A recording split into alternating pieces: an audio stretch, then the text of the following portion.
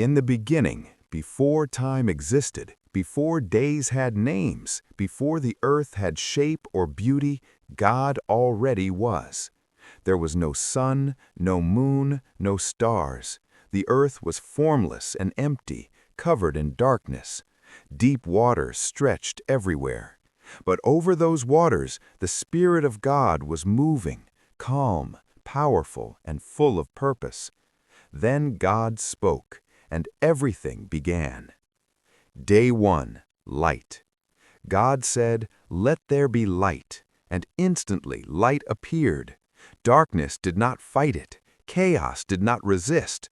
At the sound of God's voice, light broke through. God separated the light from the darkness. He called the light day and the darkness night. This marked the first evening and the first morning. From the very start, we learn something important. When God speaks, darkness must give way. Day 2, the sky.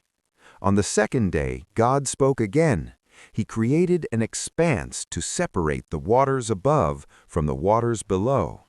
This open space became the sky, stretched wide across creation. The heavens were formed with intention.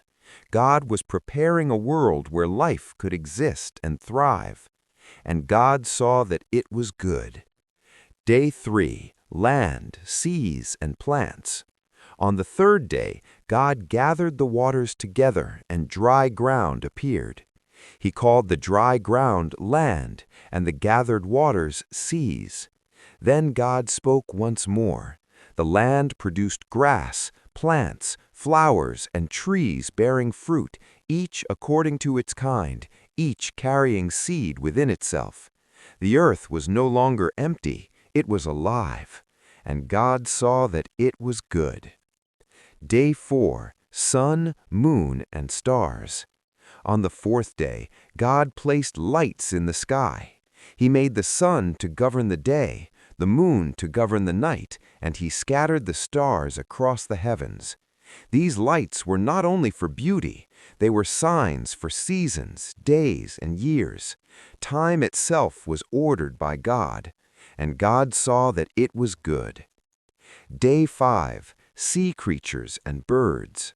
On the fifth day, God filled the waters with living creatures, great sea animals, and everything that swims.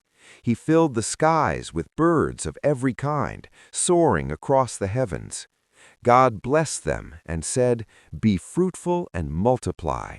Life was not only created, it was blessed, and God saw that it was good. Day 6, animals and humanity. On the sixth day, God created the animals that live on land, wild animals, livestock, and all creatures that move along the ground. Then God did something extraordinary. God said, "Let us make mankind in our image, in our likeness." Humanity was created differently from everything else. Humans were made to reflect God, to think, to love, to create, and to care for the earth. God created man and woman and blessed them. He gave them authority over all living things and provided every plant and fruit for food. God looked at everything he had made, and it was very good. Day 7, God rests. By the seventh day, God had completed his work. God rested, not because he was tired, but because creation was complete. He blessed the seventh day and made it holy. This reminds us that life is not only about work, it is also about resting in what God has already finished. The creation of man. Genesis chapter 2, verse 7. The story now gives us a closer look at the creation of humanity. God formed man from the dust of the ground.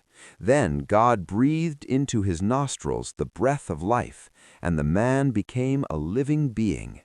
This shows us how personal creation was. You are not only formed, you are breathed into by God. The creation story is not just about the beginning of the world.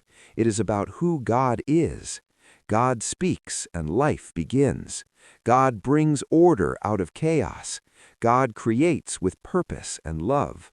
If God could bring light out of darkness, He can bring hope into your life today. The same God who said, "Let there be light," is still speaking, and His creation, including you, is deeply loved. God bless you.